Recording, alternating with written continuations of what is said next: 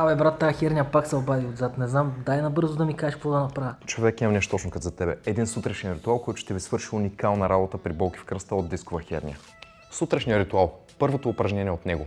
Кобра или пък полукобра за тези от вас, които изпитват малко по-голяма болка.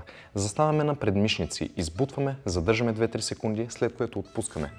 Не сме фенове на огромното задържане, защото това може да провокира излишно дисковата херния, така че добавете малко движение и се отпуснете. Когато вече болката започне да преминава, увеличете малко обема на движение. Започнете вече да изпъвате ръцете. Няма нужда да е в пълен обем, само ако не изпитвате болка, тогава вече може да изпънем лакътната става изцяло.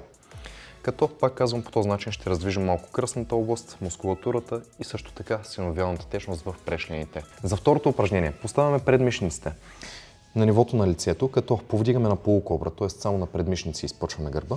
Последния начин, до степен в която не изпитвате болка.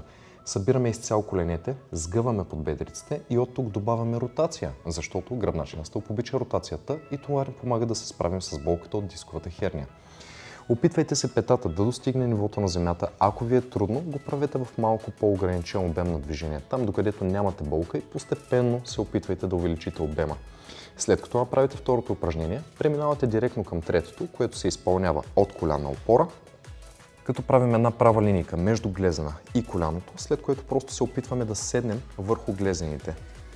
Задържаме така 3-4 секунди, след което връщаме и отново се опитваме да направим същото движение. Плавно, внимателно, старайте се да няма болка и ако има, да спрете преди да се усети. И отново постепенно да увеличавате обема на движение. За още полезни съвети може да последвате каналите.